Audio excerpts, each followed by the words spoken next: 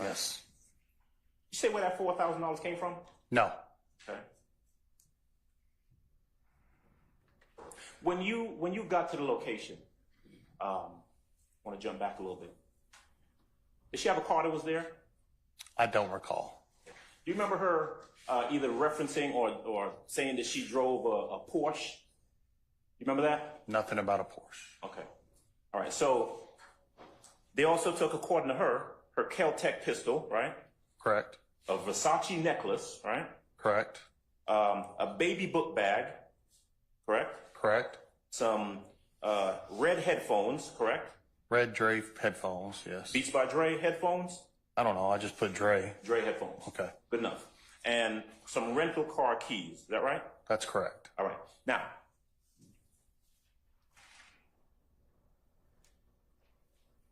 she said that they took these items and they left, right? Left in 2 vehicles, correct. 2 vehicles. She said that she was scared. So she stayed there a couple of hours, right? I think her words were several hours. Mm-hmm. Yes. And then she went to a hotel room that night. Correct. Now, as you're investigating this case and you're listening to her story, right? Did she ever, let's say, provide any proof that she had in fact gone to a hotel that night? Again, that kind of teeth and dig it in would be part of my follow-up investigation. That'd be somewhere in a recorded quiet space, like our precinct, where all this would be broken down step by step by step.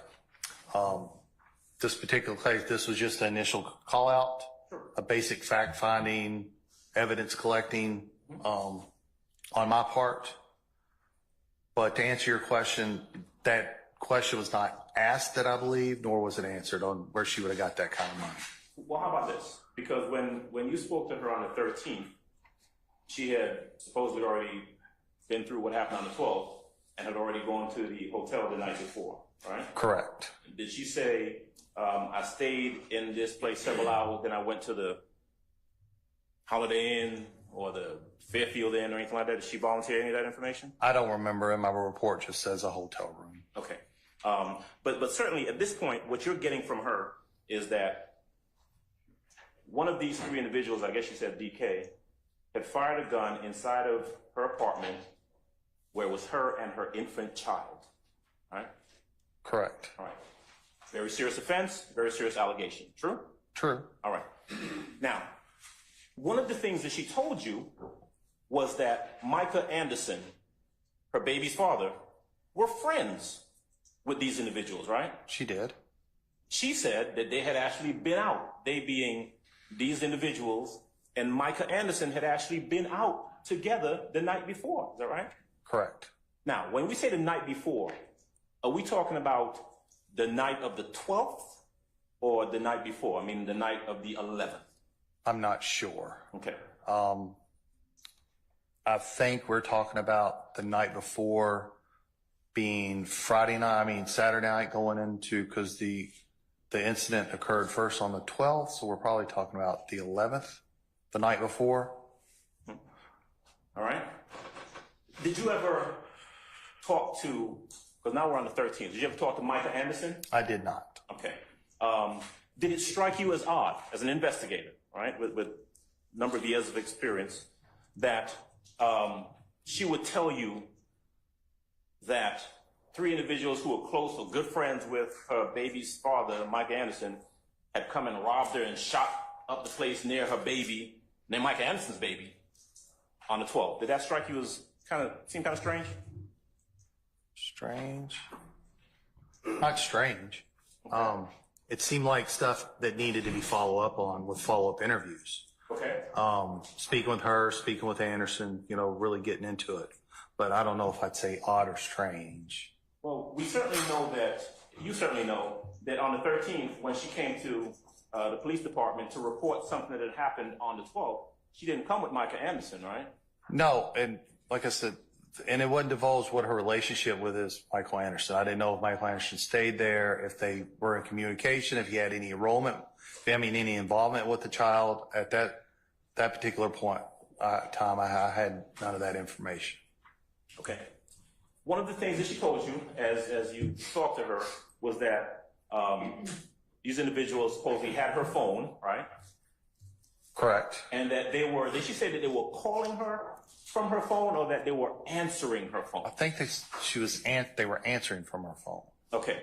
Now, was there ever a point where you were able to corroborate that with any sort of phone records, phone logs, anything like that, to corroborate that these calls that she talked about were taking place? No, I did not. Right. And in fact, one of the things that she said was that they called her to apologize for robbing her?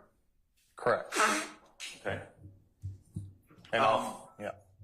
I'm sorry, I didn't want to cut you off. They called her to apologize, but I didn't know whether they were using her stolen phone to do that or another phone. Did you, while you were there at the apartment, we're talking on the 13th now, did you ever attempt to call that phone that she said they were answering? I did not. Did she ever attempt or offer, say, hey, you know, they've been answering my phone here, I can call it right now and you'll see they'll pick up. Did she ever offer to do that? I don't remember.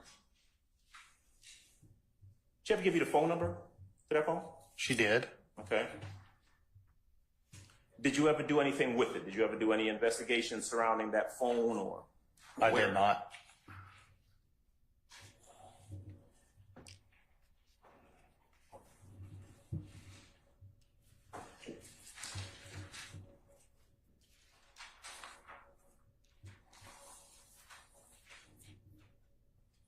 She showed you a picture on the phone, and that's, let's see, let's go to State's Exhibit. I think that's number 23, please. State's Exhibit number 23 is a picture of Miss Bennett actually holding a phone, correct? Correct. And she is showing you a picture on the phone, is that right? That is correct. All right. Now, did she ever tell you what the circumstances were surrounding this picture that she had in her phone? No. Did she ever indicate whether there were any text messages sent from her phone or to her phone? I don't remember anything about text messages.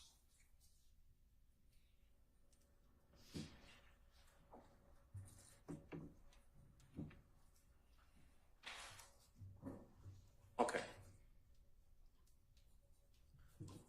Let's go back to State's Exhibit 20AA, please. 20.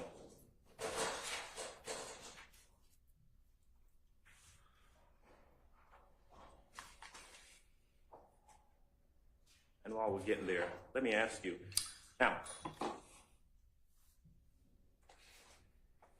this phone call that she said she received from them, from the individuals that she said robbed her, apologizing for the robbery.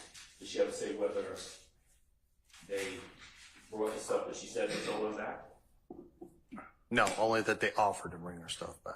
And so this is on the 13th of May.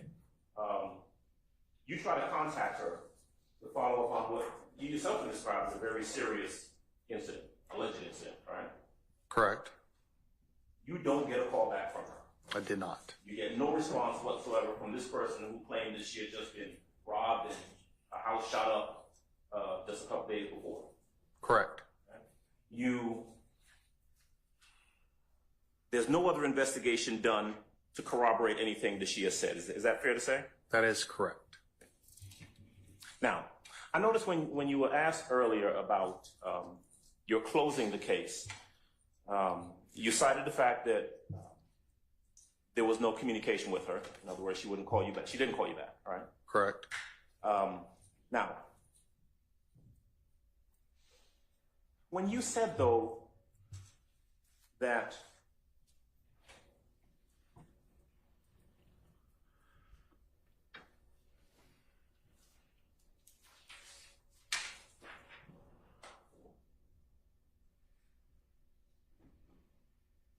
that you didn't think that she had been completely truthful with you, that wasn't in regards to whether she called you back or not, right?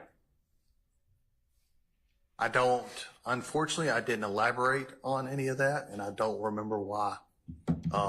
That was the response I wrote to close the case out. But that was certainly your evaluation, your conclusion at that time back in 2013. It was. That you knew she wasn't calling you back, and your opinion was that she had not been completely truthful with you. That was my opinion in 2013, correct.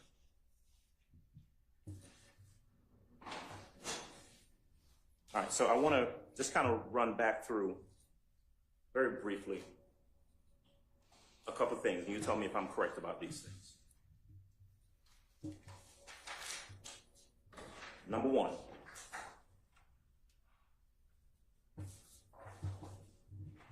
Ms. Bennett made a report about an incident that occurred on the 12th, but there's no 911 call to back that up. True?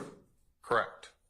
Ms. Bennett made an allegation about something happened on the morning of May the 13th, but there's no 911 call to back that up. Correct? Correct. Ms. Bennett made a report about a shot being fired inside of her apartment. There's no shell casing or projectile to back that up. Correct? Correct. Ms. Bennett made a report about shots being fired at her house from outside, but there's no projectile or shell casings outside to back that up. True? Correct.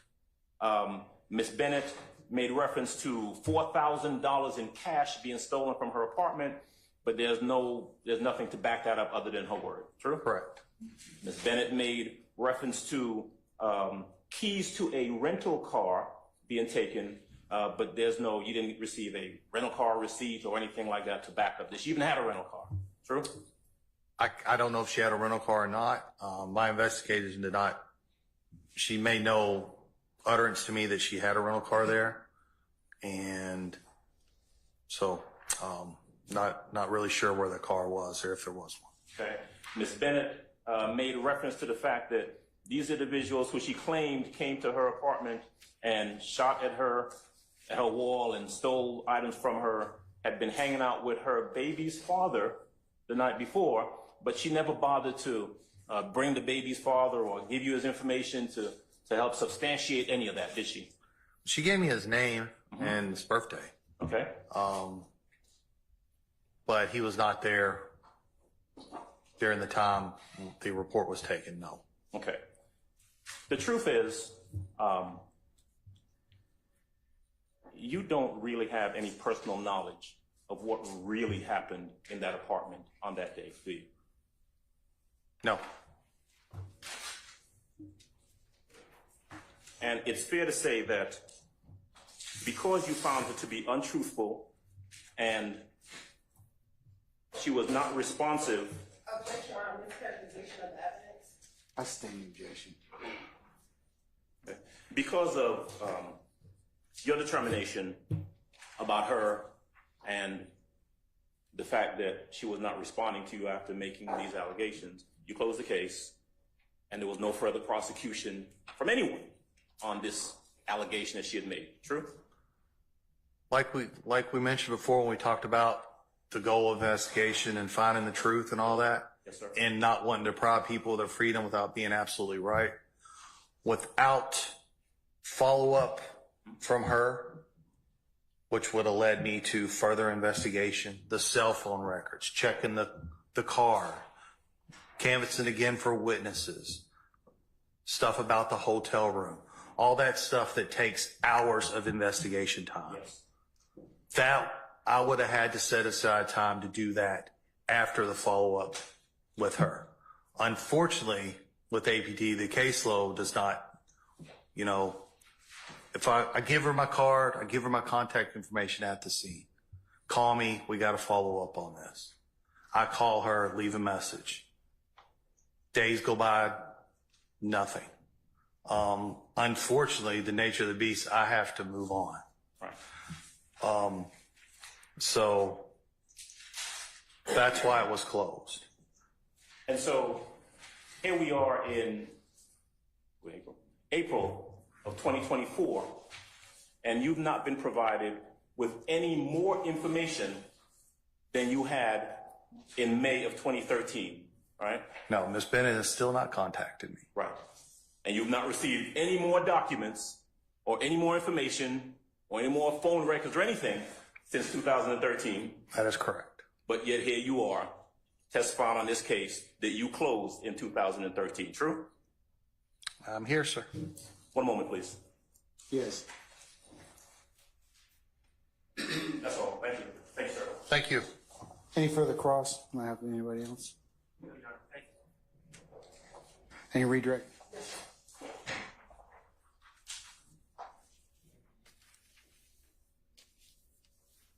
Secretary Kirk, I want to kind of leave off. One second, I can get a drink while I'm going back. We have round. All right, thank you. You good? Yes, ma'am. I want to kind of pick up where you left off. You said that you last called her on May 19th, 2013. You left a message. That's correct. All right. Do you know or have any knowledge if whether or not she moved out of that apartment complex? I do not. I stand the objection. Wait, let me ask you this. May 19th, 2013, is that about a week after this incident occurred? It'd be 6 days, yes. 6 days from when she reported, or 6 days from when it occurred? What occurred on the 12th and the 13th, right? And then 19, so yeah, 6, 5 and 6. Or the 6th and 7th? 19, you said, right? Yeah.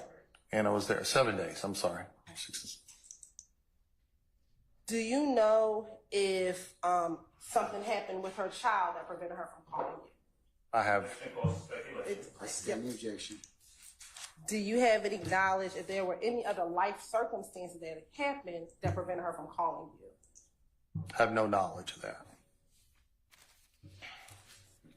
Now, Mr. Adams asked you a few questions on cross that I want to follow up with.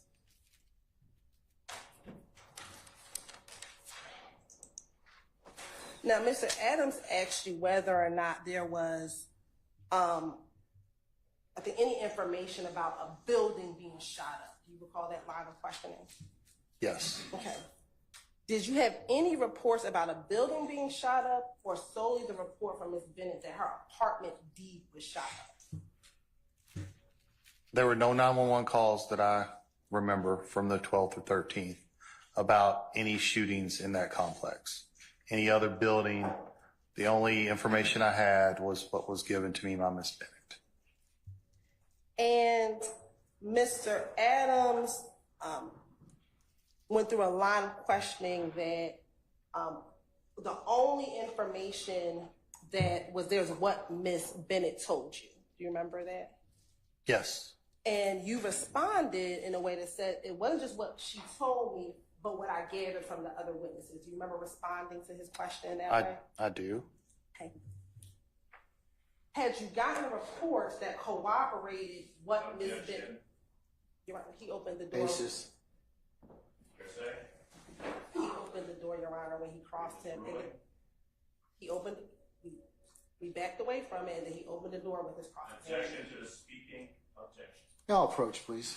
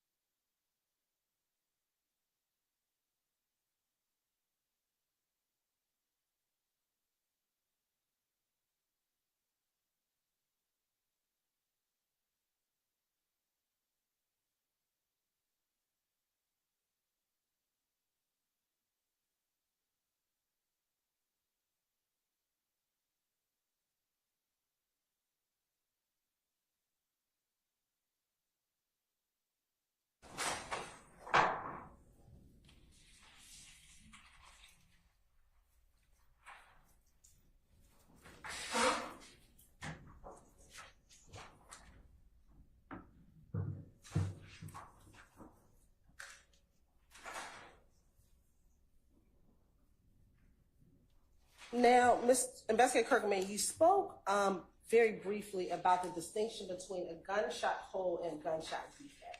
What is that distinction between a gunshot hole and a gunshot defect for you? Or to you, not a gunshot, a bullet hole and a bullet defect, I'm sorry. Well, a defect would be where the bullet doesn't totally penetrate and exit a structure, an item, a person.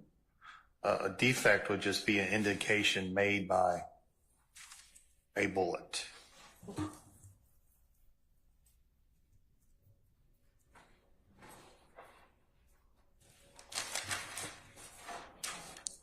Now, Mr. Adams, I want to pull up State's exhibit. I believe it's going to be 19 AA.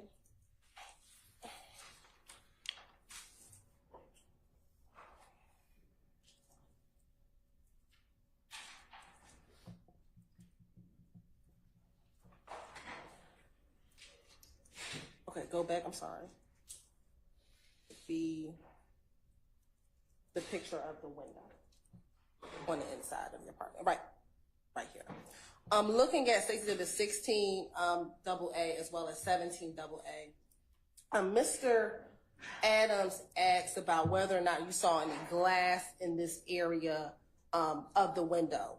Did that surprise you not finding any glass in that area? Not particularly, because if you notice, the pane's not broken, so any large sheds of glass would not have fallen out. And I don't know, and just the bullet going through, the only glass that would have been dispelled is the actual hole that's cut out here where the bullet went through. And just the speed of the bullet could have dusted it, vaporized it, the glass, that little bit of glass. So it wasn't totally surprising that no glass was found under the window.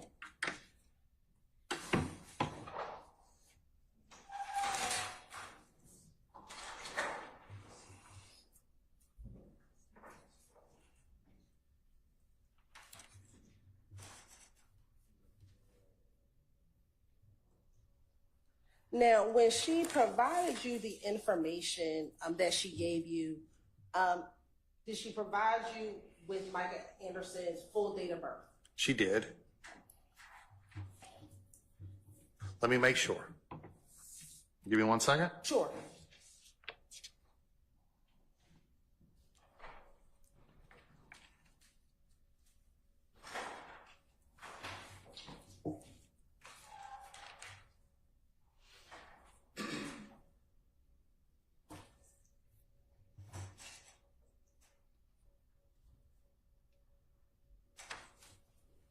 Yes, 8/10 of 1987 is what she provided me.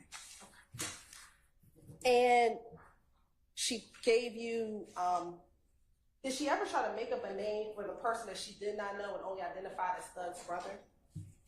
No. Okay.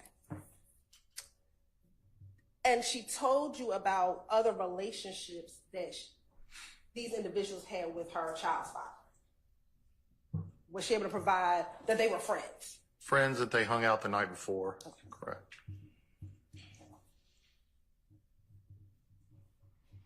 And is this information that one would give if they were just trying to make up a story? Objection, false speculation. Standing objection.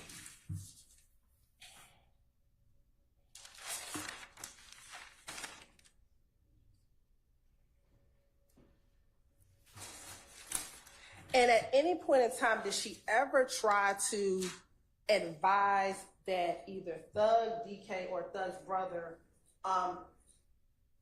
shot the bullet hole that came through the window? Did she ever tell you that? No, she did not. What was the only shot that she put with DK? Was that the one in the liver? See how Coke fertilizer helps feed the plants that feed the world. Individuals do not call and report shots fired calls, or do not report if there's a gunshot. Not always call the police if there are gunshots.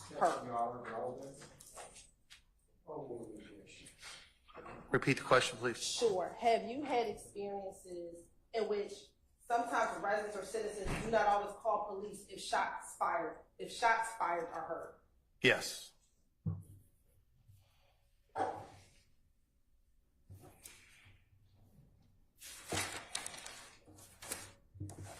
And again, with this case, you advise that you put it on the back burner because she did not call you back. Correct. And you do not know why she did not call you. I do not know. Okay, court's indulgence.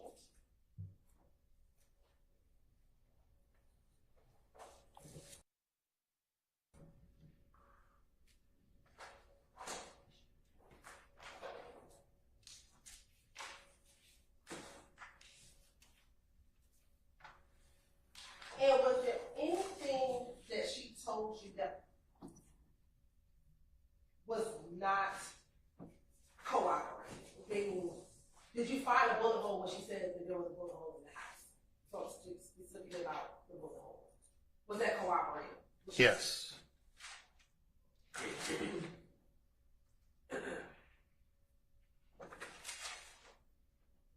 have no further questions. All right, may we permanently or temporarily excuse,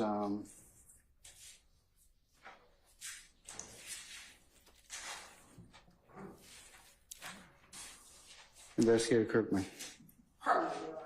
All right, Investigator Kirkman, I'm going to permanently excuse you, witness. Thank you for your patience with us. You're free to go about your usual duties and avocation. Just don't discuss your testimony with anybody except the attorneys in this case, okay? Thank you, Your Honor. All right, thank you, sir. Thank you.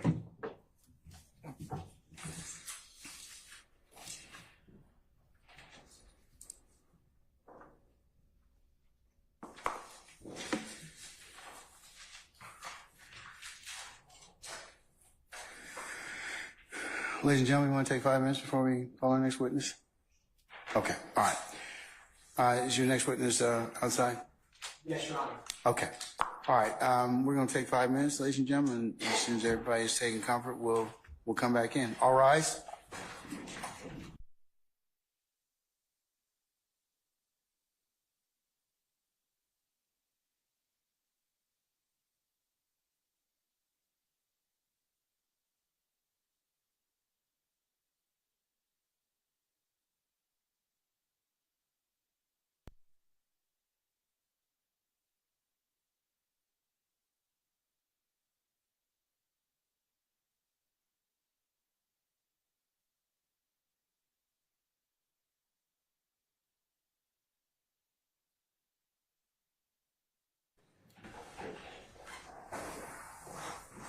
Counsels for the state, how many more witnesses you got for the day? Judge, Your Honor, I think that'll be contingent upon the court schedule. We have 3 in the hallway. We were going to ask one of our witnesses, who would be our last witness for today, does have to go to work at 3. I believe we'll speak with Mr. Steele earlier today. He may have a motion. Sorry. Mr. Steele may have a motion regarding that last witness that we may need to take up at the end of the day, which would be Mr. Walter Murphy. So we would ask if we could just take the next 2 and then deal with the motions regarding Mr. Murphy at the conclusion of the day. And we did have one of our witnesses who we learned this morning is in ICU at the hospital. So, ER at the hospital. And so we're trying to get a status update as to his condition. You have other witnesses you can call, correct? We have at least 2 others that we can call for today. We are asking if the third one can be excused, given the fact that there is a potential motion for that third witness. Is that the motion, Mr. Steele, you filed motion limit number 47? That's true, Your Honor. In taking a look at the motion, that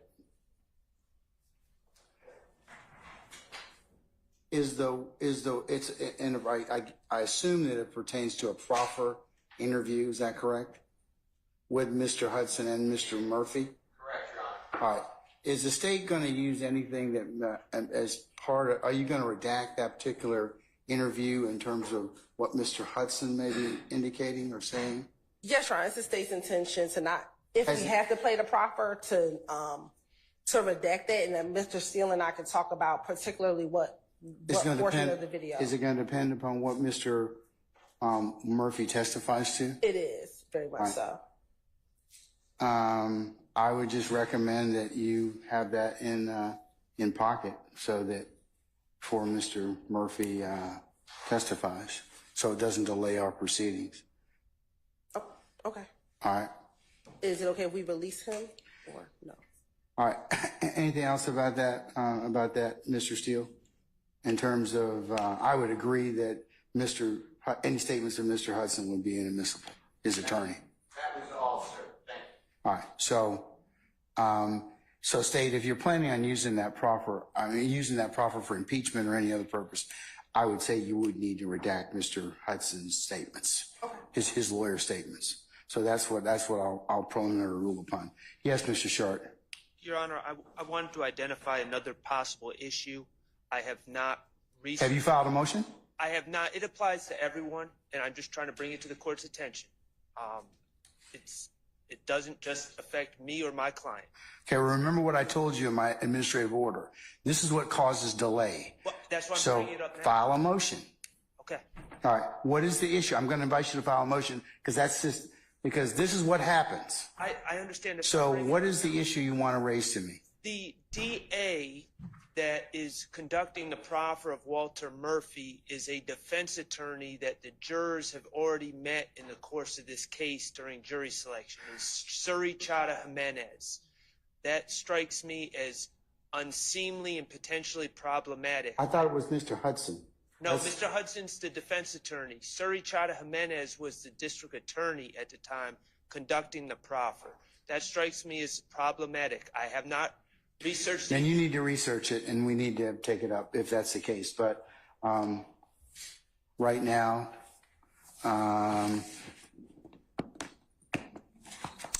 without anything more, there's nothing for me to rule upon. I understand, Your Honor. I Okay. just wanted to bring it to the court's attention. All right. Okay. Okay. All right. We're in recess. Give me 5 minutes.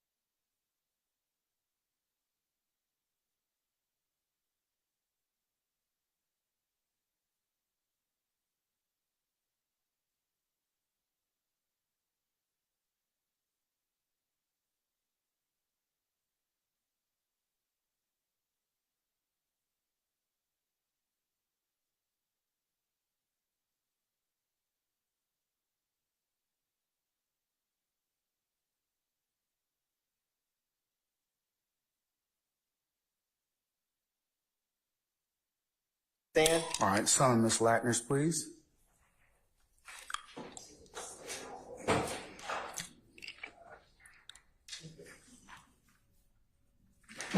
All right, Ms. Latner's, good afternoon, madam. If you would please approach the witness stand. Once you get there, if you would please turn and be sworn as a witness. Yeah, she needs to be sworn again. I do.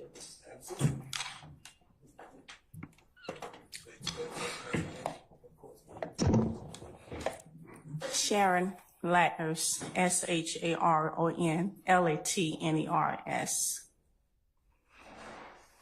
Good afternoon, Ms. Latner. Welcome back. Thank you, sir. I wanted to ask you a couple questions. And so before I do, I wanted to approach you with what's been labeled as 1 Bravo Bravo and 2 Bravo Bravo.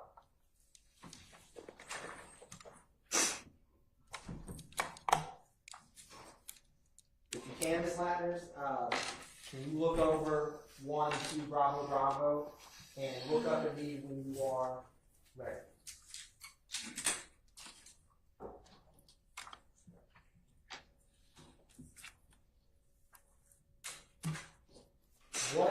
How do you recognize those, Ms. Latner? The CAT report is the one I print out. My name is on the top. The 911 audio, I listen to it. It's on the, my issues on the umbrella. And are they a fair and accurate depiction of the CAD report and 911 call for the incident that you're discussing? Yes. Your Honor, this time of statement to tender and evidence states exhibits 1 and 2 Bravo Bravo. Have they been shown to the defense counsel? They have been previously shared, yes, Your Honor. Any objection to states 1 and 2 Bravo Bravo? Mr. Yes, sir. Objection to the CAD report is hearsay confrontation clause, case cited previously. I put that on the record again, Judge? No, I'm good. I'm good. All right, I'm gonna overrule your objection, sir. And I'll admit states 1 and 2 Bravo Bravo over objection. Maybe publish as you see fit. Thank you, Your Honor. The state moves to publish case exhibit 1 Bravo Bravo. All right, sir.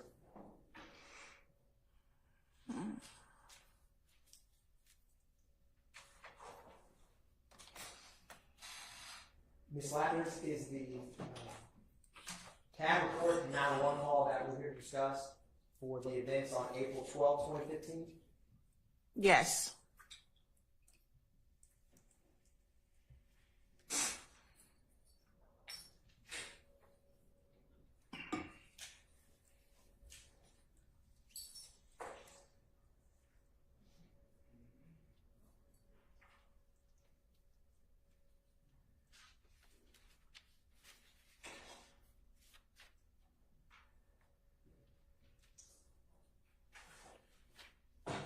Ms. Latners, going through this CAD report, what was the incident number for this act, or excuse me, this CAD report?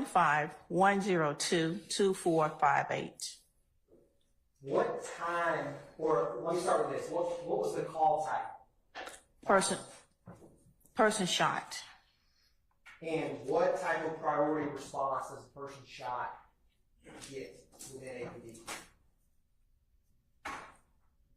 Prior to 2, should be a prior to 2. What was the location for this person shot? It came in at 1987 Fremont Street, Southeast. Was that location ever changed? Yes, it was. What was that location changed to? 2110 Browns Mill Road, Southeast. What time was this call initiated? 9:47:56 p.m. hours. What time did officers first respond? Or I should say arrive on scene? 9:52:45 p.m. hours. And Ms. Latners, what zone and beat was this call in within the city of Atlanta? It's in zone 3, beat 310's beat. Now, have you seen before, Ms. Latners, where the location on an incident is changed? Yes. What could be some circumstances for that? Caller can provide the location they're at, and once the officer get him out investigated, he find out the incident happened at a different location. Now, Ms. Ladders, I want to talk about some of the incident remarks under unit times on page 1. Do you see that first line where it says DS at 9:48 p.m.? Yes. Can you explain what that means to the jury? DS mean dispatch. And is that the address that they were dispatched to? It was dispatched in 1987 Fremont Street Southeast. Now, immediately beneath that, it has BU. What does that code stand for? BU is backup. And then immediately beneath that on the third line, it has EN. En route.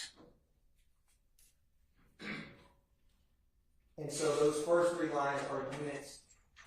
Are they en route to 1987 Fremont Street? Yes. Now, I want to turn your attention, Ms. Ladders, to page 2, line 6, where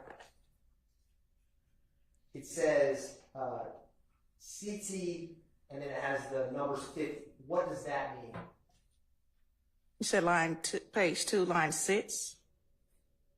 Yes, ma'am. At Call. 1 p.m. You said CT? Well, the call type was C, and then it says 10:01:02 p.m., and then at the far right it says CT 50. Call type equal 50, that's our statement for Atlanta Police 50. Plain talk is person shot. Now, Ms. Ladders, I want to ask you a couple questions about moving further along. If you see at 10:23 p.m., it has the APD code of LC, Location change. and at 10:23:23, what was the location changed to? It shows Browns Mill and Harper Road. Would that be an intersection? Yes, sir. Now, immediately beneath that, do you see that second LC, Ms. Ladders? At 10:36 p.m.? 10:36:38. Yes, ma'am. What happened at that, what does that mean afterwards where it says EN Grady? Grady's en route to Grady Hospital.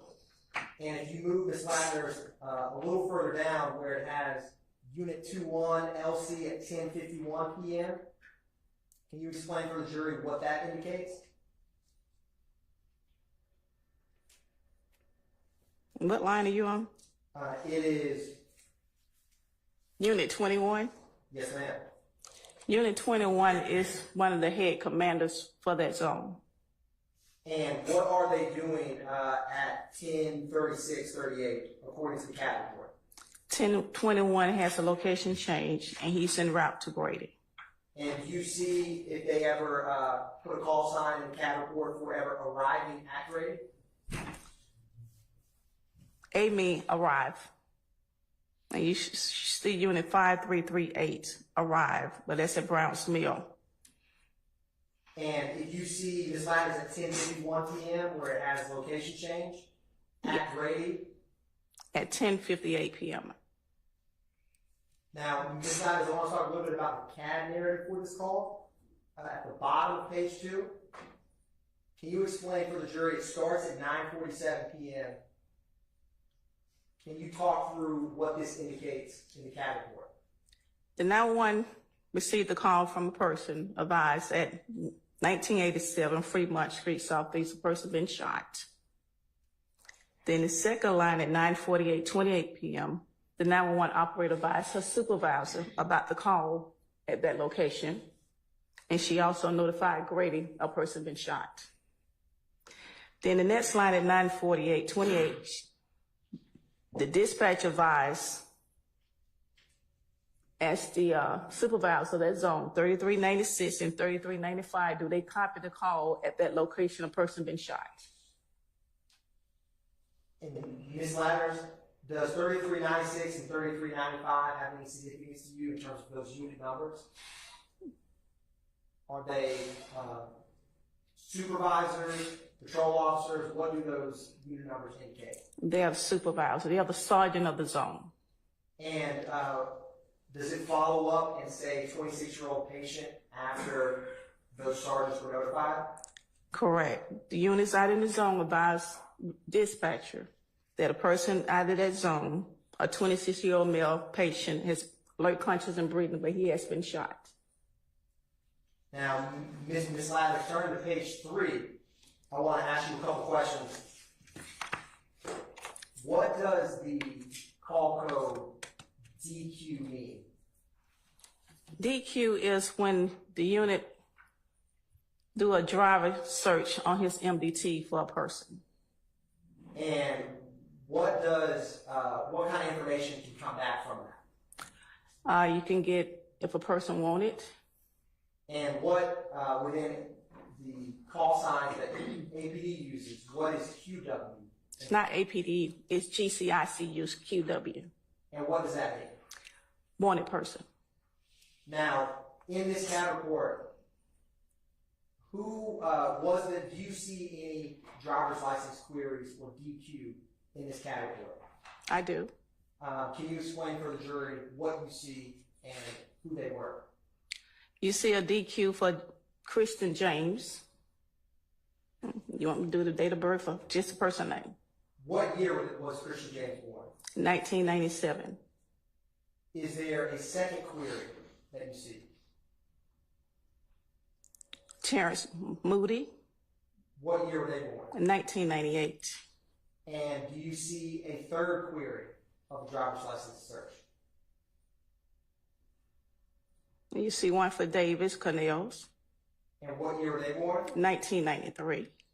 And do you see a fourth query in this category? You see one for, we did Davis. Do you see one for White? I see one for White, and date of birth is 1987. Now, what kind of reasons, or how does someone get, when this CAD report indicates these license checks, how does that come up? The officer asks the subject for his driver license, and he goes on his MDT and run a DQ check. That's for your license.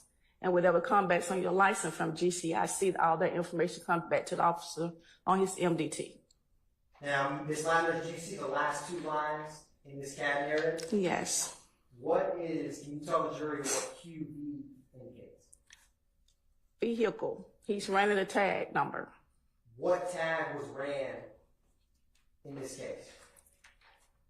BZE 2206 Georgia plate.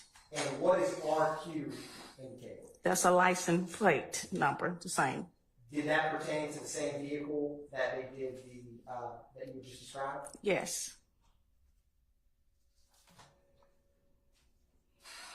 Now, Ms. Landers, I've also handed you 2 Bravo Bravo. Does that correspond with this CAD report that we just walked through? Yes. And is that the 911 call that initiated this CAD report? Yes. All right, this time the state publishes states exhibit 2 Bravo Bravo for the jury.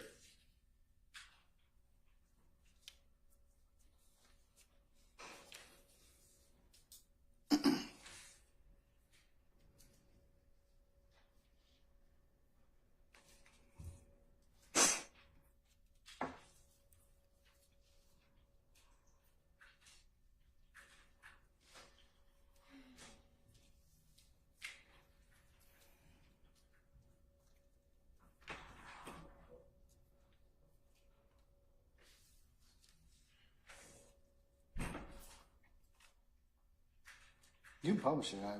Yes, I'm just going to, it should be ready now.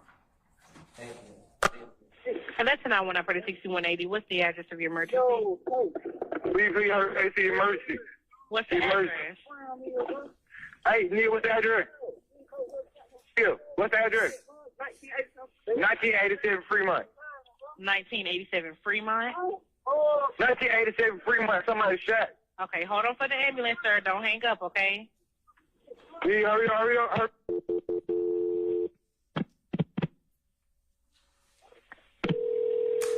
I'm still on the line with you, sir. Yeah. Hello? Yes, we're holding for the ambulance. EMS 785, what's the address of the emergency? It's 1987. Somebody been shot. Sir, calm down. Let me give her the address. 1987 Fremont.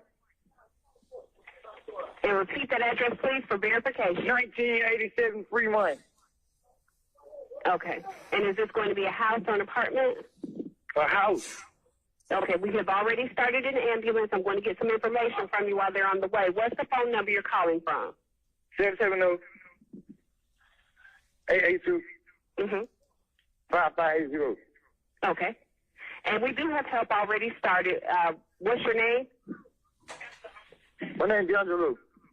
And D'Angelo, tell me exactly what happened. Now, we was at the gas station. And, my partner was trying to talk to a girl, but I guess they thought we was following them, and then they pulled up on and just started, and we pulled off. And then we pulled off from the gas station, and then we got away. And then we ended up driving a back streetway, and then we ended up seeing them here, and they ended up shooting. And somebody ended up getting hit. Okay. Are you with the patient now? Huh? Are you with the patient now? Yes. Okay. How old is the patient? How old are you? 26. Okay. Hurry up. And is the patient male or female? Huh? Hello? Yes, ma'am. He's 26. Okay, listen, I was asking you, was it a male or female? Is he awake? He's a male. Okay, is he awake? Is he conscious? He's conscious. He's talking. Okay, is he breathing? Okay, Atlanta, go ahead and start firing PD, please, 785. They're en route on 6180. Thank you. Is the assailant still nearby, D'Angelo? Who? Is the person who shot, are they still nearby? No, ma'am. Okay. And is there any serious bleeding? Huh? Is there any serious bleeding? Is blood spurting or pouring out of him anywhere? Yes, he's bleeding. He's bleeding. He's still bleeding. D'Angelo, calm down. I'm trying to ask you these questions. Okay, calm down. You see the man shine? Is he completely alert? Man, he's alert. He's talking. But Listen, what part of his body was injured? What you got shot in? What part of his body was injured? He got shot in the face. Okay, listen, do you guys have the bleeding under control? No, ma'am, come on. Listen, they're already en route. This isn't delaying them, okay? Is there more than one wound? No, I'm finna hang up. I already hear the Take the Marco's Pepperoni Magnifico with classic and Old World pepperoni. Add the sweet heat of Mike's Hot Honey. Do you guys have a clean, dry cloth or a towel? Or can you take your shirt off? That you can apply pressure to the wound until they get there. D'Angelo? Hello?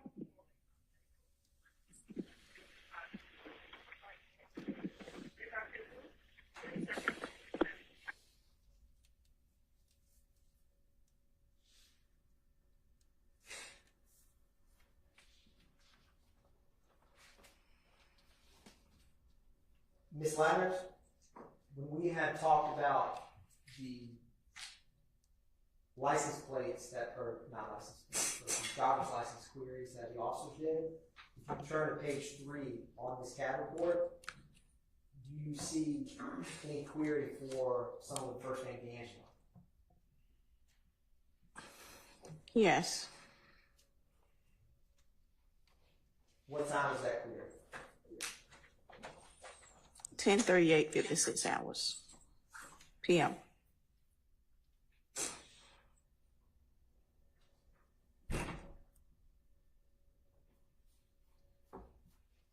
Thank you, Ms. Ladders.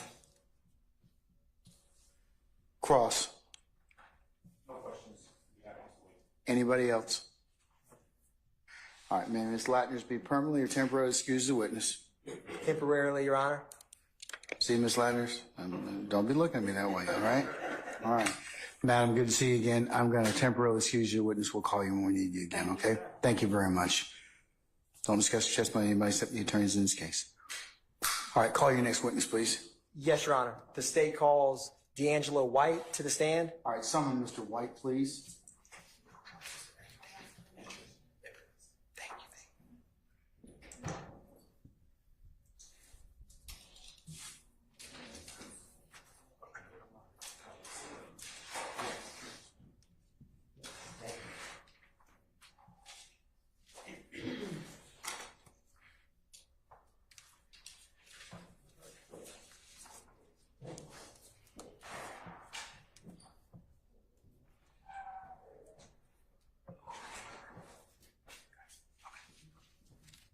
Your Honor, may I briefly approach with the defense counsel? You may.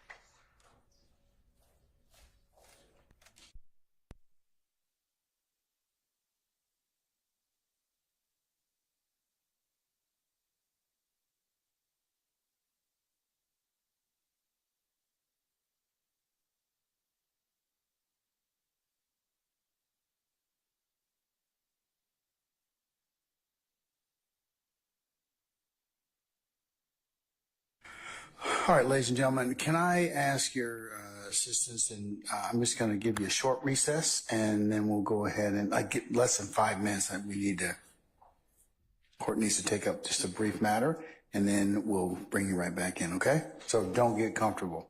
All right. All rise.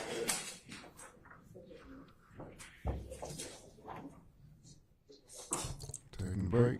Be back.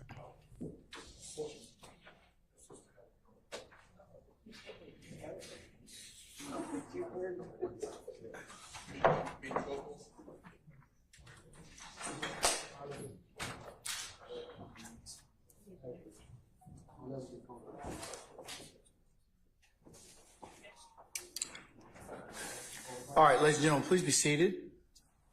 Our jury is not here. Members of the media, if you would not videotape our next witness due to security concerns, and please do not videotape where he's coming from. All right. Sergeant Brown, if you'll get our witness, please.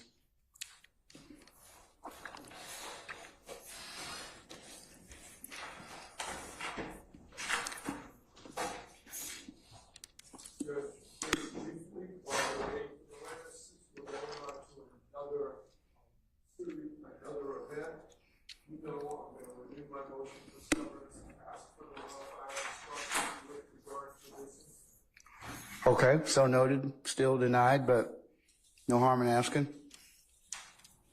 All right.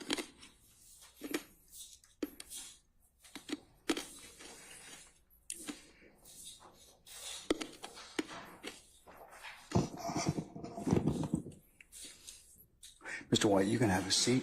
When the jury comes out, I'm going to ask you to stand, okay? And then we're going to swear you in as a witness, all right? Okay. All right. Summon our jurors, please.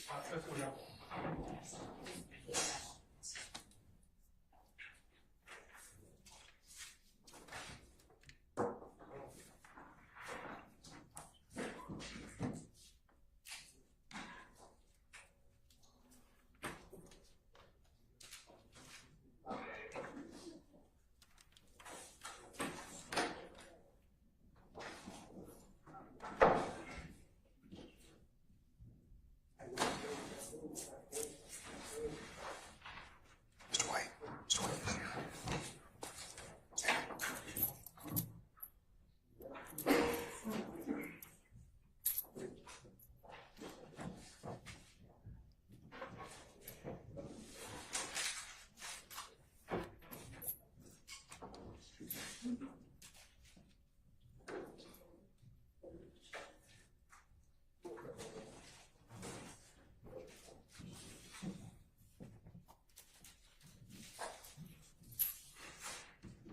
All right, ladies and gentlemen, please be seated.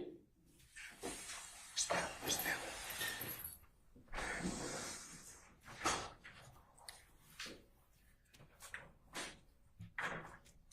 All right, Mr. Atkins, call your next witness, please. Yes, Your Honor. The state calls Mr. D'Angelo White. All right, Mr. White, can you please take the oath from Sergeant Ingram, please? You swear firm testimony you give today the truth, the whole truth, nothing but the truth? Yes. Yes. All right, Mr. White, do me a favor. Pull your chair up as close as you can to the microphone and speak directly into it so we can all hear you, okay? Yes. Thank you, sir. State spell your name. Deangelo White.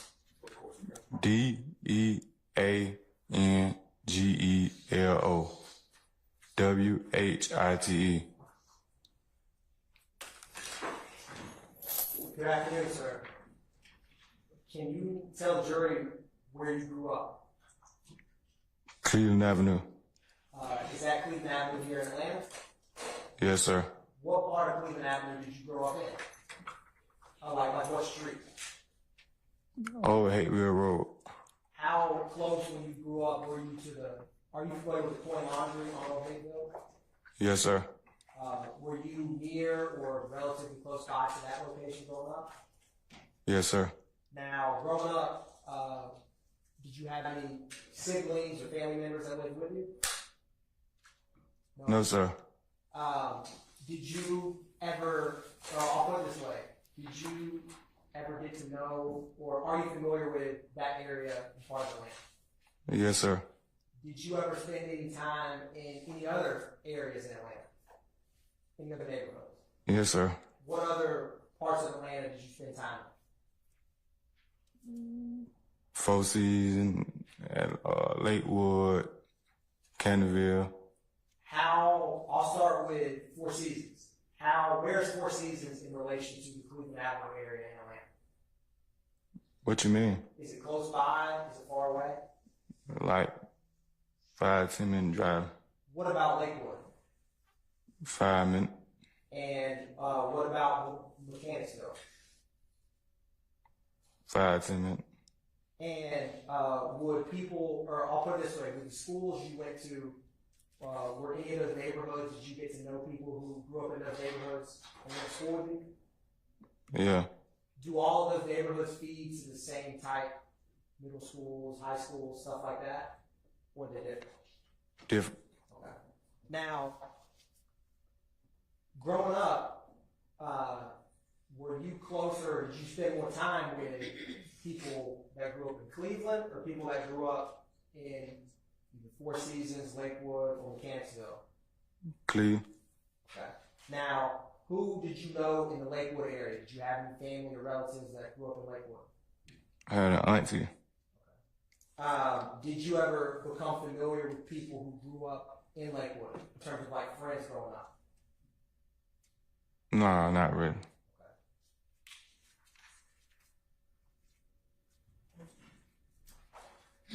Now, sir, how old are you here today?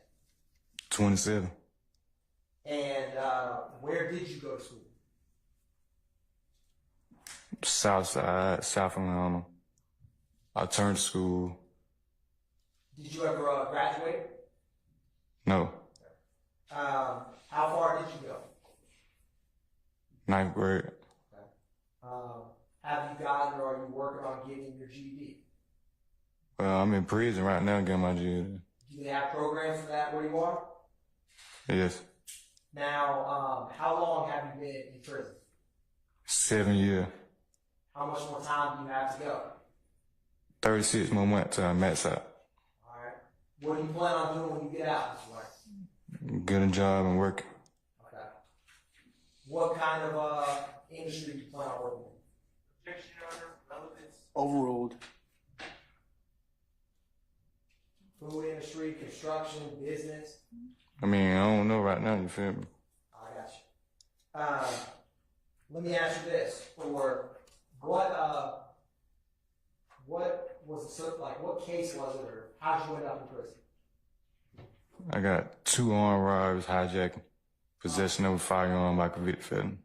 What year was it that did you plead to those? Yes, sir. What county was it? Fort County. Okay. Do you have any other felonies besides what you just mentioned within the last 10 years?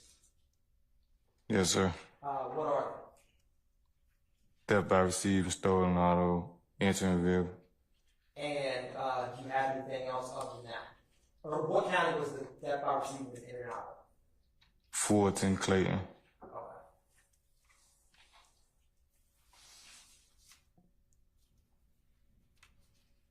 Now, did you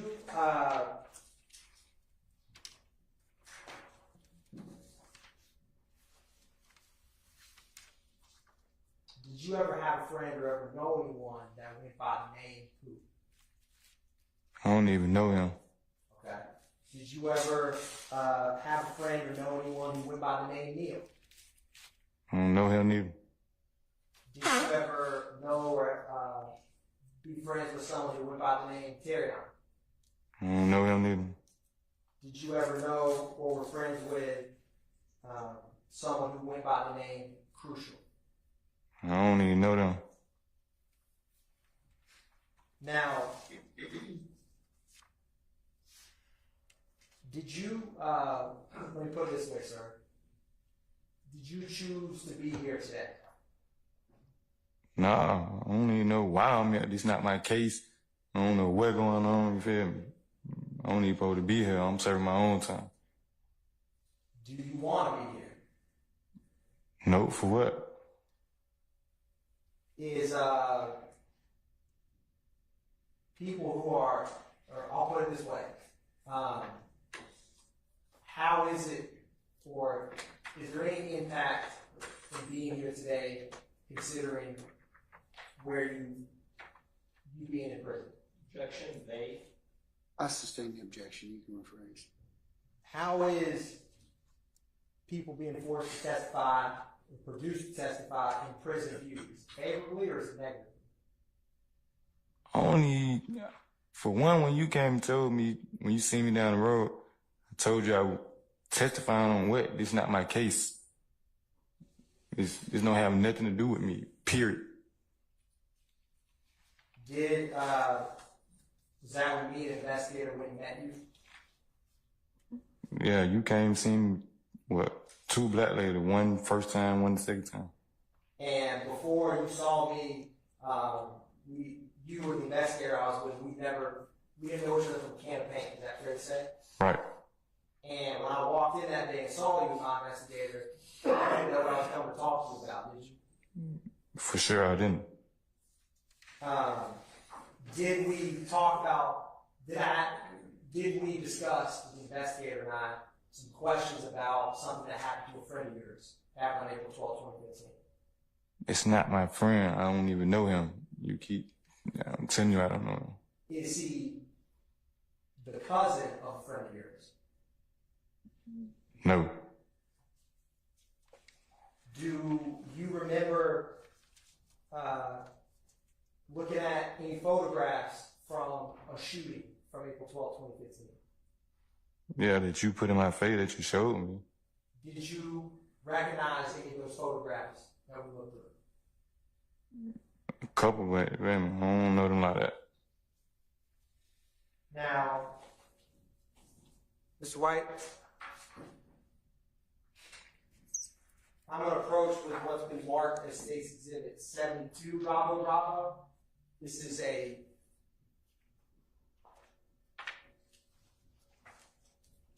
I'm going to show you, sir, 72 Bravo Bravo. Now, earlier we talked about you growing up in Lakewood. Do you recognize any streets or areas on that map?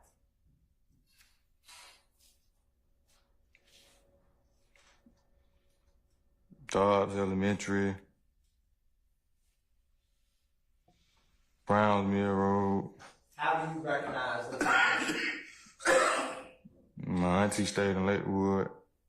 I went to Dobbs Elementary when I was younger. Is it a fair and accurate, does it look like where Dobbs Elementary and the roadways in Brownsville that you grew up around? Yes. Your Honor, at this time, the state moves to tender and evidence State's Exhibit 72 Bravo Bravo. Any objection to state 72 Bravo Bravo? All right, hearing none. No objection. All right, it's admitted, maybe published as you see fit. Publishing 72 Bravo Bravo. Now, sir, you can look at that copy we have before you. There's a screen that's to your immediate left, and there's kind of a yellow hazy screen behind you. It's probably easier, but to look at the one that's closest to you, it's totally up to you. Now, in general, the area depicted in this map, would you say that's Lakewood? You say Dobbs Elementary and Brownsmere Road. Okay. Now, Your Honor, may I briefly approach to show something on screen? You may. So,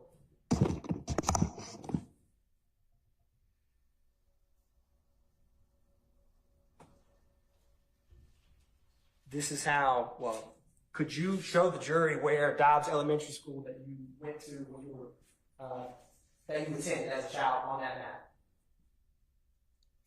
It said on the screen. Would you mind circling it? The screen that the jury's looking at is a little hard to read. Would you mind circling on that map? Or is it the top, the bottom, or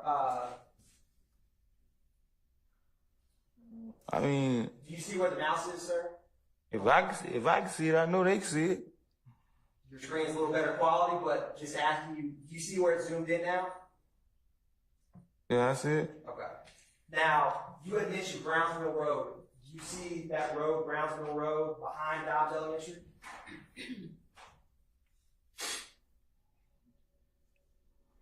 To my Maryland Drive. Do you see Brownsville Road? You see where Dobbs Elementary School is on that map that we just talked about? Yeah. What's the road immediately behind it? Maryland Drive. And what is the other street other than Maryland Drive? That's the only thing it's showing on my screen.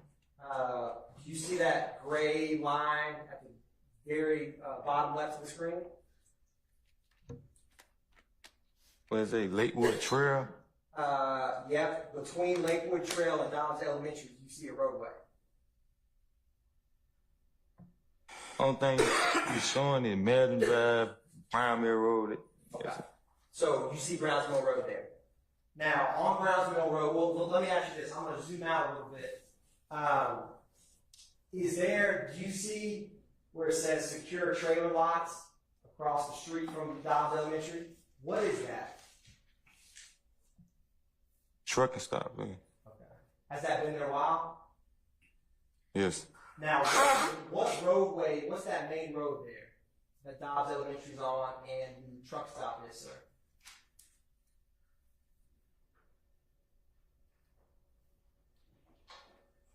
Say Harper Road. Now, you see that thick black line between Dobbs Elementary and where the truck stop is? It's in blue. Yeah. It may be blue. Yeah, it's blue on your screen. What roadway is that?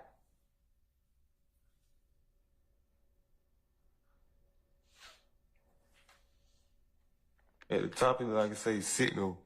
Do you know where that Sitco is on Brownsville? Yes. What's the other road up in Brownsville that kind of crosses where that Sitco is?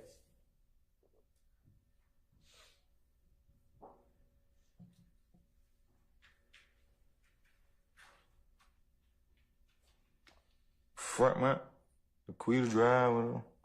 Have you ever heard of Jonesboro Road? Yes. Is that Sitco, is part of that Sitco, is it or is it not on some of Jonesboro Road? Yes. Is Dobbs Elementary School on Jonesboro Road? Yes. Now, that Sitco, how are you familiar with it? Have you ever been there? How do you know that Sitco? Told you my auntie stayed in Lakewood. Would you ever go there to like get drinks or snacks or something like that growing up? Gas, put in the car. Did you, that makes sense. How long did it take you to get there from where you grew up at your aunt's house? Was it 2 minutes, 5 minutes, 10 minutes? 5-minute walking distance. So you can walk there. Yeah. Did you ever know any of the people that work there? Or get familiar with them? Nah, I mean, people who probably working there are probably familiar with me for probably coming in now. Would you ever go there and hang out there with any friends of yours in that area? Yeah. How often would y'all hang out at that Sitco?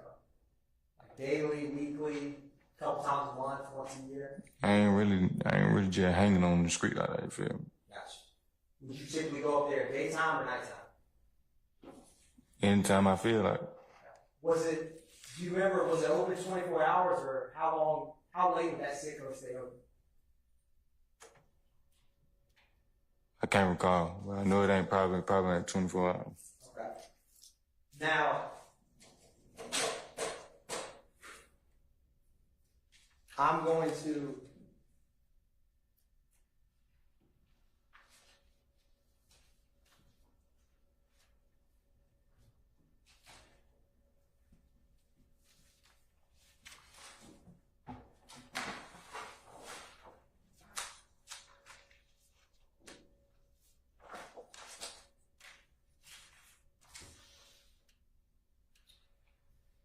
Your Honor, I'm showing the defense counsel what's marked as 54 Bravo Bravo.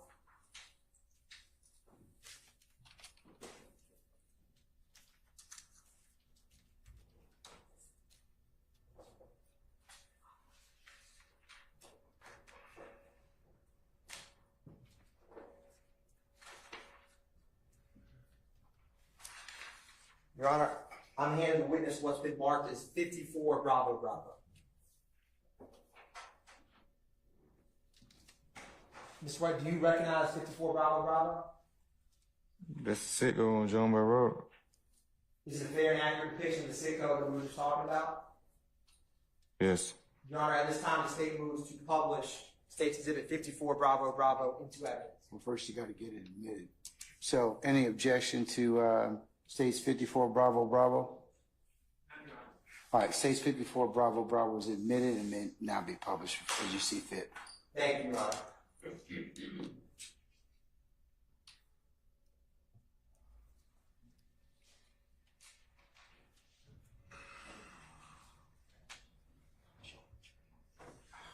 Could we not scroll through the other photos, please? Thank you.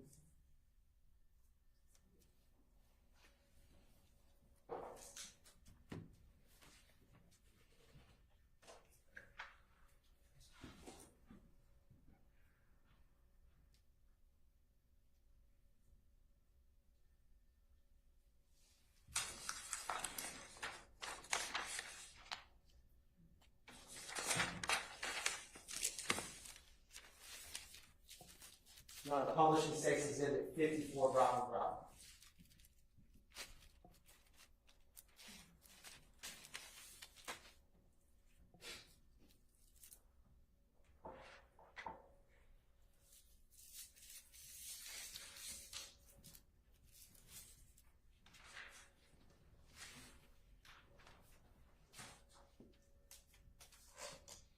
Now, Ms. White, is that the Sitco we were talking about? Yes. like if you and me were the cameraman, right? Like that took the camera, what road is that the cameraman would kind of be sitting in the middle of that took this photo? Is it Brownsville or Jonesboro? Like the road on the bottom of that photo. You know what I'm saying? Like, why is I'm here? Ms. White? This is not my case. They got nothing, I don't know why I'm even here, man, you feel me? I understand you, sir. I just gonna ask you some questions. Do you know what that road is on the bottom of 54 Bravo Bravo, sir? I don't even supposed to be here. Why is I'm here? Ms. White, I just wanted to ask you, do you know what that street is on the bottom that's in that photograph before you and on the screen to your left? What they got to do with me? I'm just asking if you know the street, sir. I don't even supposed to be here. I just keep asking you the same thing. Like, Ms. White, do you know that street on the bottom of 54 Bravo Bravo? yeah, but what they got to do with me? What street is it? You see what it say? It say Jonesboro Road. And what you see where, you know, when you go to a gas pump, they'll have the neon lights with the price of gas. You know what I'm talking about? Yeah, what about it? You see that red and green neon light kind of in the back of this photograph? Yeah. What's that road that I say perpendicular from the Jonesboro Road we just talked about? I don't know. Is it Brownsville Road? I guess. Do you guess or do you know? I don't know.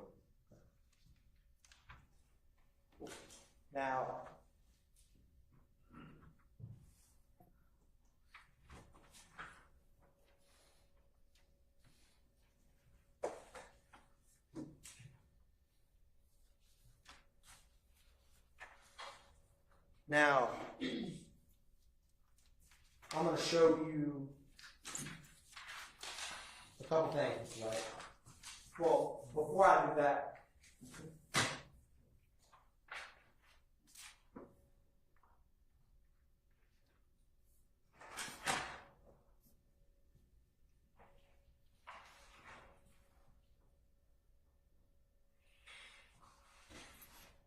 Your Honor, I'm going to show defense counsel what is 63 Bravo Bravo through 71 Bravo Bravo.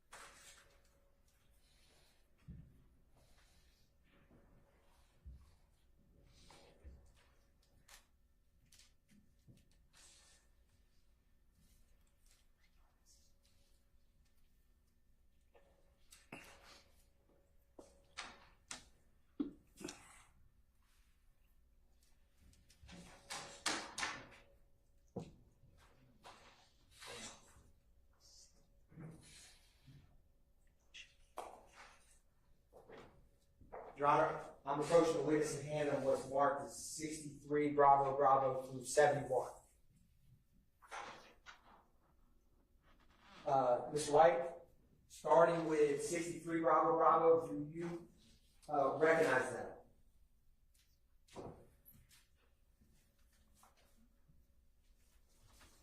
Look like it's a Jonesboro Road. Do you see that SITCO, or are you familiar with what's depicted in that? from growing up in the neighborhood? Keep asking me the same question. And just asking you, are you familiar with that, where you grew up, Ms. White? It's a sicko. Is it a fair and accurate depiction of how that Sicko Jonesboro Road area looked when you were growing up? If it's still the same, I've been gone 7 years. It's still the same. Was it before, was 2015 before you went to prison? If it look like that, Your Honor, this time the state rules tendered that at 63 Bravo Bravo. Any objection to say 63 Bravo Bravo? Any counsels? No, Your Honor. All right, hearing none, 63 Bravo Bravo is admitted, may be published as you see fit. Thank you, Your Honor. Publishing 63 Bravo Bravo.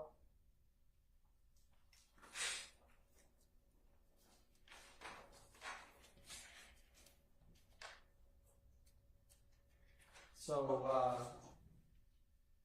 sir, is this the Jonesboro Road we were just discussing?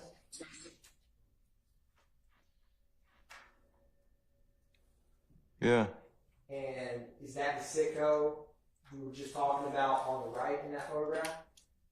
yeah. Now, I'm going to show you 64 Bravo Bravo. Do you recognize 64 Bravo Bravo?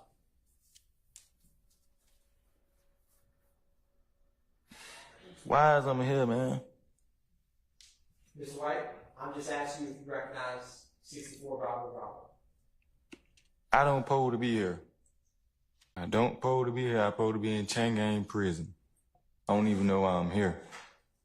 This ain't got nothing to do with me. I don't even know why I'm here.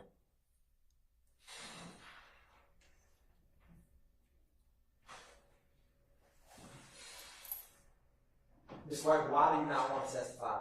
Talk about anything today? Testify? This ain't got nothing to do with me. Hold on, Mr. White, 1 second. I'm going to overrule your objection, Mr. Matthews. Asked and answered was his objection, and I've overruled it. So you can answer the question, sir. Counsel's question, okay? Ms. White, why do you not want to talk here? Cause this don't have nothing to do with me. This is not my case.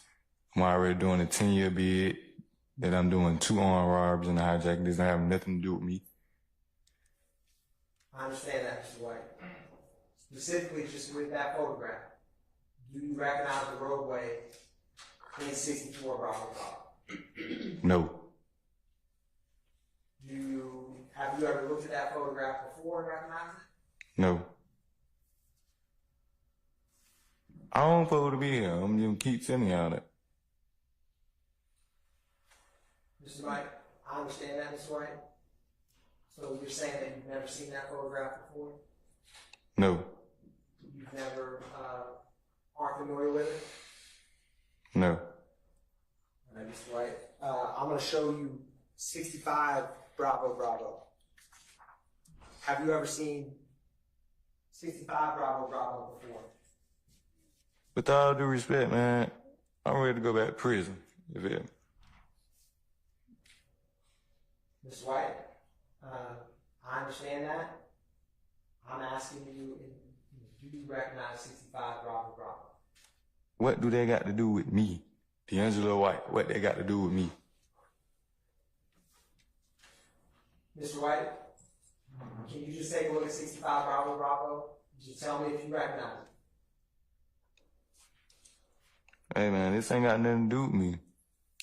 I'm ready to go back to prison. I understand that, Mr. White. I'm just asking you if you could just take a look at that photograph and just let me know if you recognize it. You disturb me. I wasn't supposed to be here. I'm just trying to finish my 36 months off of 10 years and go home. Feel me? I don't supposed to be here. I understand that, sir. I'm just asking you, do you recognize the roadways in 65 Bravo Bravo? Regardless if you want to be here, do you recognize it? So you gonna force me to be here? Y'all gonna force me to be here? Now that you're here, Mr. White, I'm just asking you, do you recognize 65 Bravo Bravo?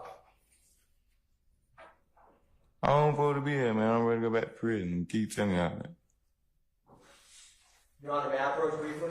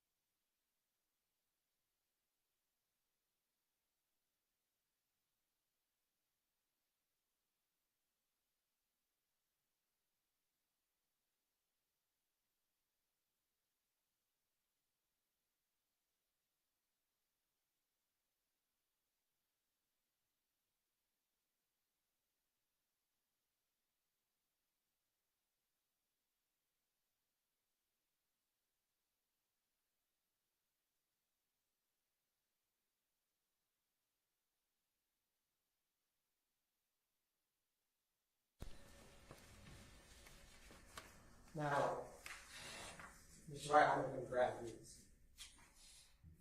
Exhibits from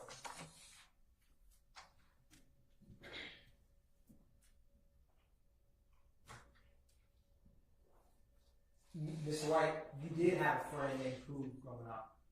Isn't that correct? No, why you keep trying to tell me I had a friend named Pooh? Mr. White, do you remember when Lieutenant Oliphant and myself met you for the first time that we talked about it a little earlier? I don't know that dude. I just seen the dude one time. That don't mean he's my friend because I met him one time. Well, you do know someone by the name Pooh. I met him one time, but I don't know him. And is it true or not true that when I met you, you never talked to me before, my lieutenant, you remember a time that Pooh got shot? No. Now, have you ever been, so, Mr. White, do you recall looking at photographs of individuals that you were familiar with growing up? When Lieutenant Baker and myself met you? No. Do you remember recognizing someone you knew as Neil?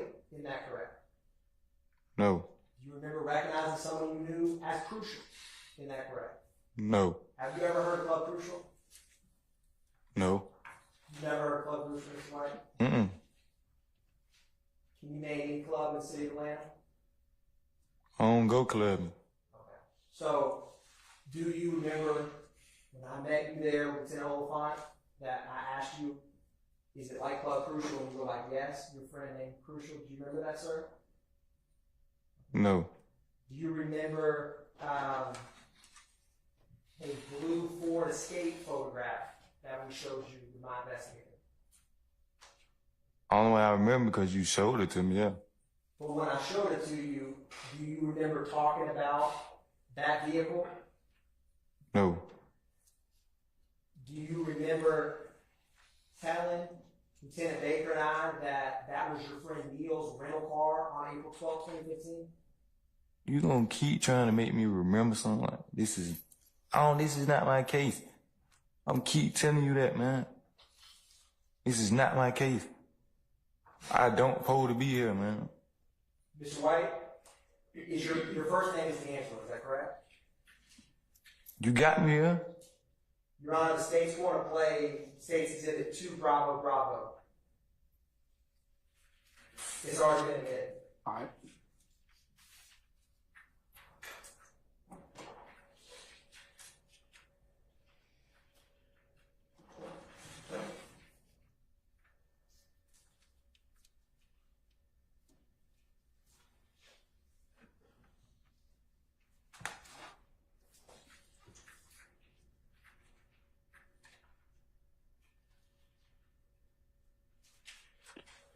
And that's an I-1 for the 6180. What's the address of your emergency?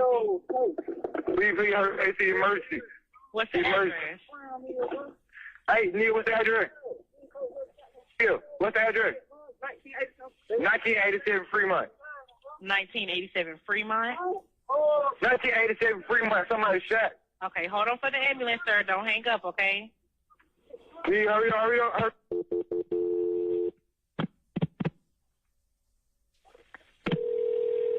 I'm still on the line with you, sir. Yeah. Hello? Yes, we're holding for the ambulance. EMS 785, what's the address of the emergency? It's 1987. Somebody been shot. Sir, calm down. Let address? me give her the address. 1987 Fremont. And repeat that address, please, for verification. 1987 Fremont. Okay. And is this going to be a house or an apartment? A house. Okay, we have already started an ambulance. I'm going to get some information from you while they're on the way. What's the phone number you're calling from?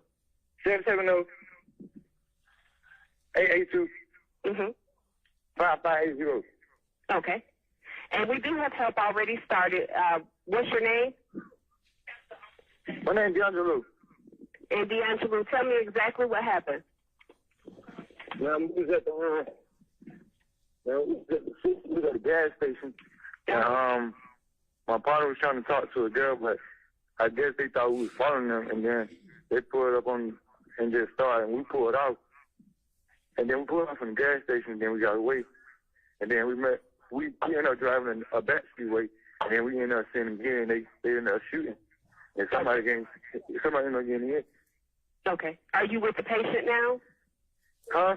Are you with the patient now? Yes. Okay. How old is the patient? How old are you? Okay. Hurry up. And is the patient male or female?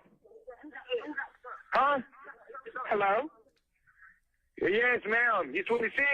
Okay, listen, I was asking you, was it a male or female? Is he awake? He's a male. Okay, is he awake? Is he conscious? He's conscious. He's talking. Okay, is he breathing? Okay, Atlanta, go ahead and start firing PD, please, 785. They're in route on 6180. Thank you. Is the assailant still nearby, D'Angelo? Is who? Is the person who shot, are they still nearby? No, ma'am. Okay. And is there any serious bleeding? Huh? Is there any serious bleeding? Is blood spurting or pouring out of him anyway?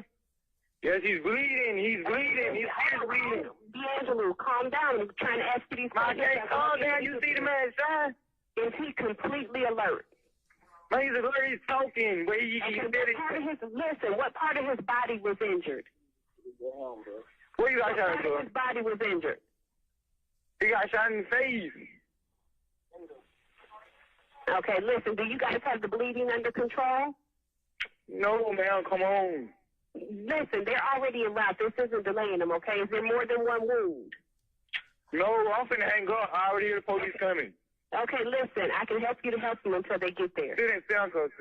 Okay, listen, I'm sending the paramedics to help you now. Stay on the line. I'll tell you exactly what to do next. Do you guys have a clean, dry cloth or a towel? Or can you take your shirt off? That you can apply pressure to the wound until they get there.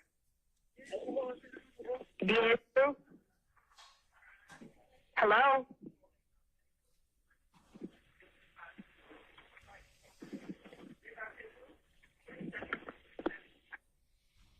Mr. White, is that 911 call that we're just listening to? You calling 911 after your friend Pooh was shot in the head? No, sir. That wasn't even me. That wasn't you on that 911 call? Did you call 911 for your friend Pooh because you were concerned about it? I left because I had a firearm on me. I left my phone, so it wasn't me. I was on first offender probation.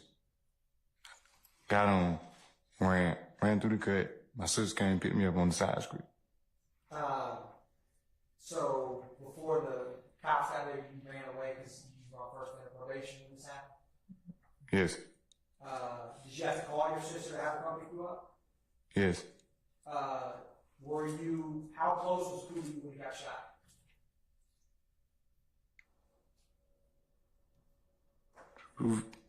Probably.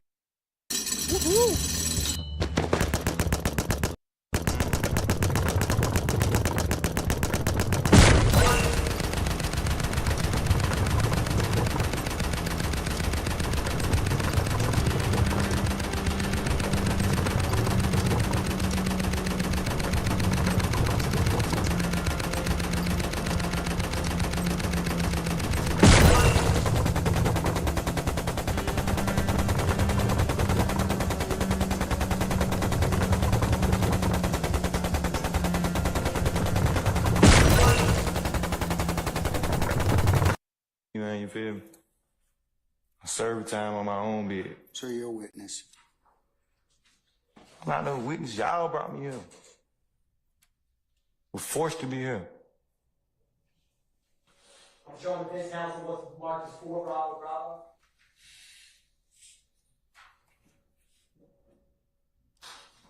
Mr. White, sir, I'm showing you 4 Bravo Bravo. Do you recognize the person in 4 Bravo Bravo? Seen him one time. When you saw him, what was his name?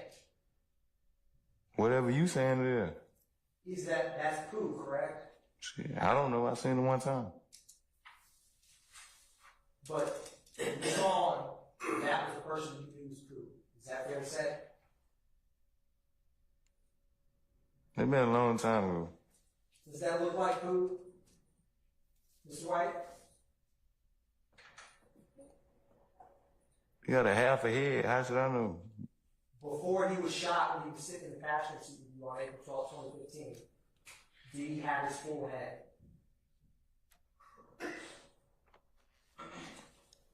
When you saw Pooh before you called your sister, did Pooh have all of his head like you and me have sitting here, standing here today? I don't know. That one time you saw Pooh, he didn't have half his head missing, did he? I don't know. So you don't recognize the person in that photo? I don't even know him. You keep like, why is I'm here? I keep telling you that. Now, I'm showing the witness what's been marked as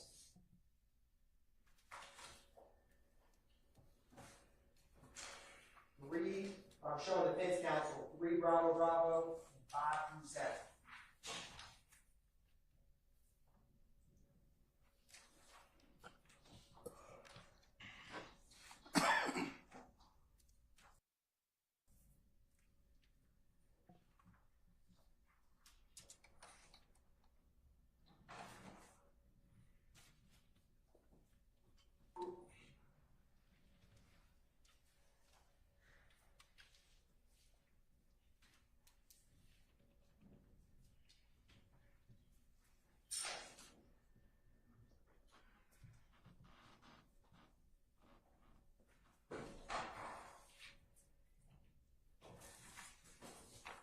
All right, Mr. White, I got a photo. I'm going to show you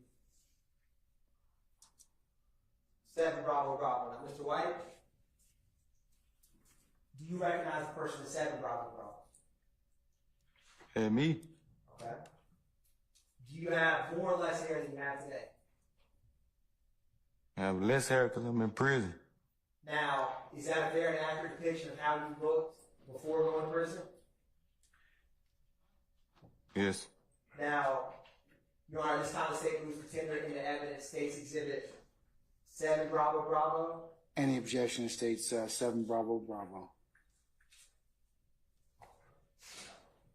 Hearing no objection, states 7 Bravo Bravo is admitted and may be published as you see fit. Published in states exhibit 7 Bravo Bravo.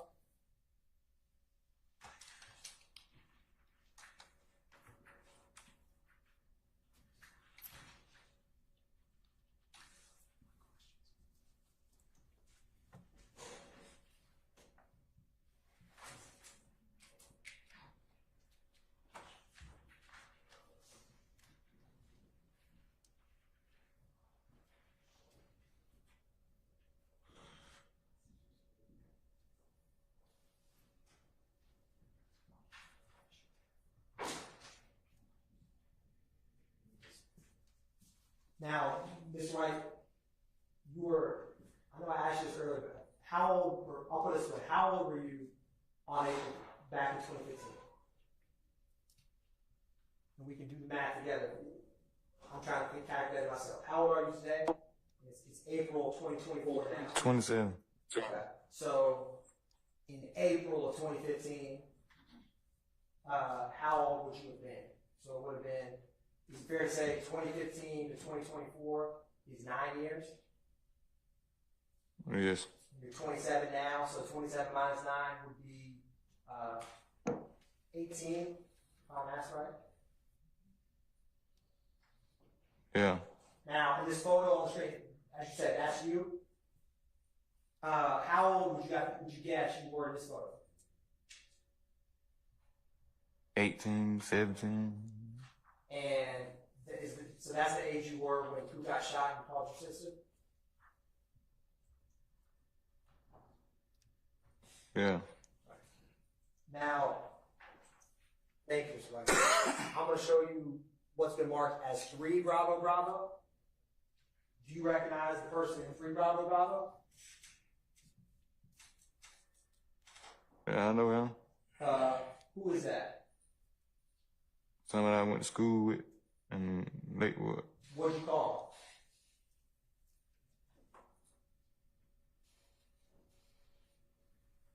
him? Mario.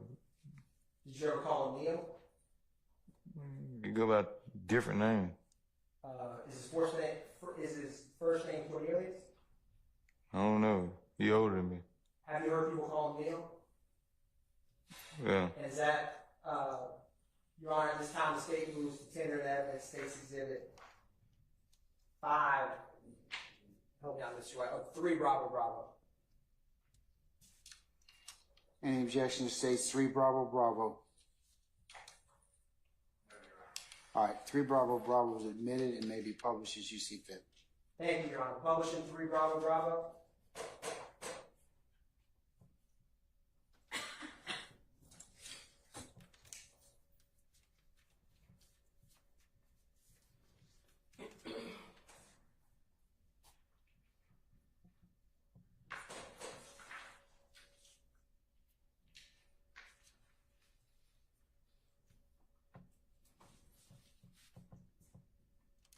Now,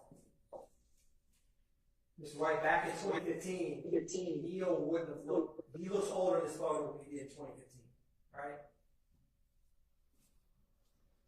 Is that fair to say?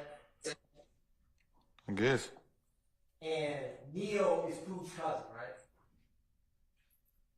I guess. We had with him. And when Pooh got shot, Neil was driving, right? And Pooh was in the passenger seat. And now, when I'm going to show you another photograph. I'm going to show you 2. States Exhibit 5 Bravo Bravo and 6 Bravo Bravo. Do you recognize any of those photographs, Mr. White? What do these dudes got to do with me? Were they? What the fuck? Do you recognize them? This ain't got nothing to do with me, man.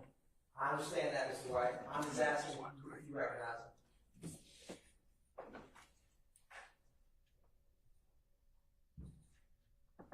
And then, this ain't got nothing to do with me. I'm gonna keep telling you that. I understand that, Mr. White. You ain't understanding me.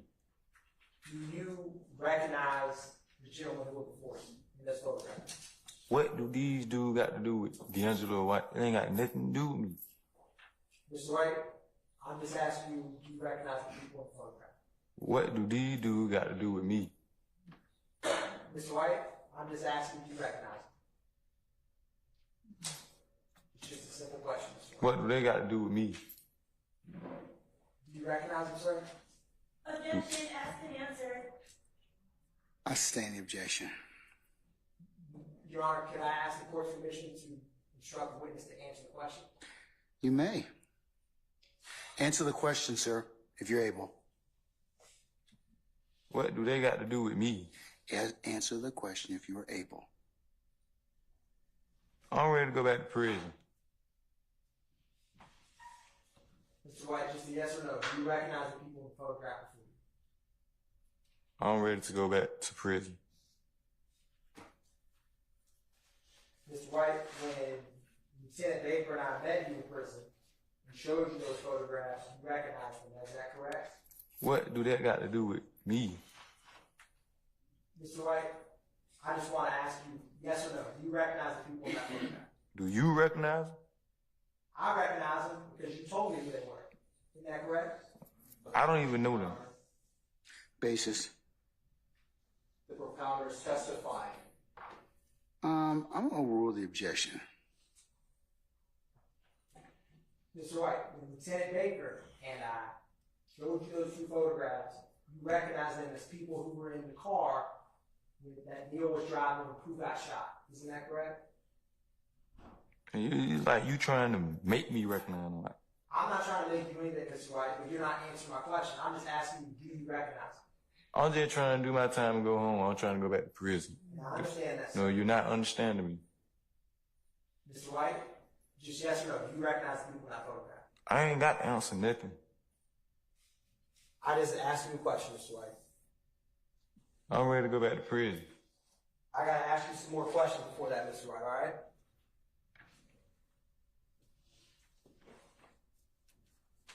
So,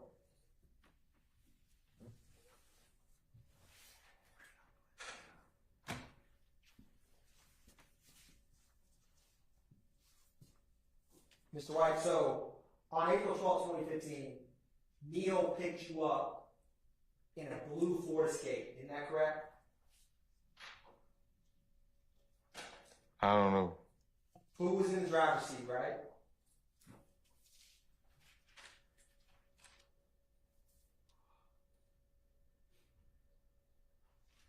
Mr. White? Mr. White, do you remember having a phone conversation with Atlanta Police Department detectives on July 13th, 2015? Oh, I don't need Poe to be here. Keep telling you that. So, did you ever have a conversation with Detective Dennis on July 13th, 2015 about what happened to your friend Cooper? No, it's not my friend. You gonna keep making the man be my friend? But did someone named Cooper get shot? You keep trying to make the man be my friend. So, He your friend? Mr. White, you don't remember, do you remember anything of what, do you remember having a conversation with Detective Dennis? No. Okay. Don't Poe to be here. I'm gonna keep telling you that. I got my own crime, my own time I do them. It don't have nothing to do with me. Now, Mr. White, do you remember telling Detective Dennis on July 13th, 2015 that Pooh was your partner? It's not my partner, man. I don't even know